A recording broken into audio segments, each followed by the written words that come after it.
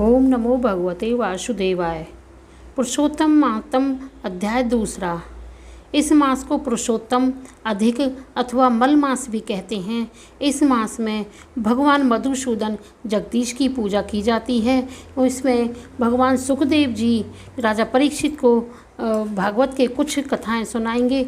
आइए सुनते हैं पुरुषोत्तम मास महात्म अध्याय दूसरा। सूत जी कहने लगे, हे ऋषियों, श्री सुखदेव जी को राजा परीक्षित को श्रीमद् भागवत की कथा सुनाते हुए देखकर आया हूँ।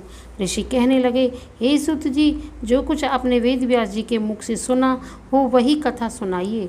सूत जी बोले, हे ऋषियों, जैसा मुझ में ज्ञान है और मैंने व्यास जी के मुख से सुना है, मैं तुमसे कहता हूँ।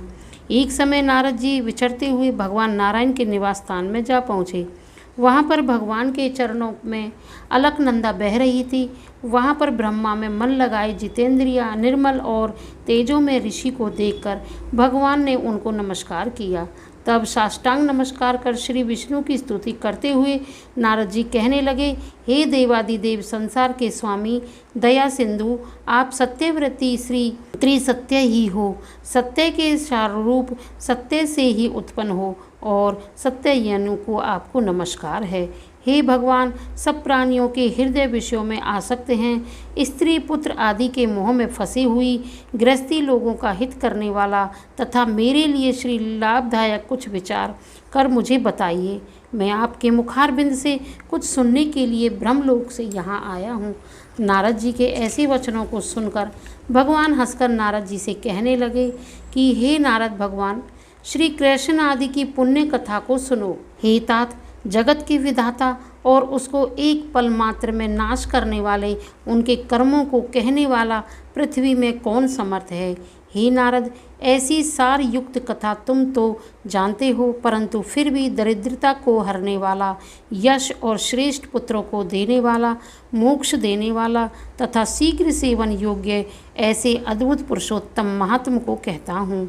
नारद जी कहने लगे कि हे प्रभु, स्वामियों सहित मैंने चैत्र आदि मास तो सुने हैं, परंतु उनमें पुरुषोत्तम मास नहीं सुना है।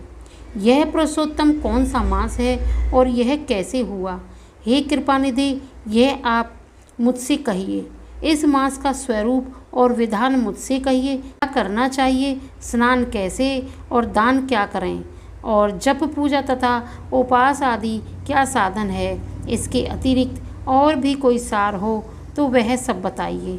सूत जी कहने लगे, हे ऋषियों, नारद जी के ऐसे जनहितकारक वचनों को सुनकर भगवान चंद्रमा के समान शीतल और शांति देने वाले वचन बोले। इति श्री दूसरा अध्याय। ओम नमो भगवते वासुदेवाय।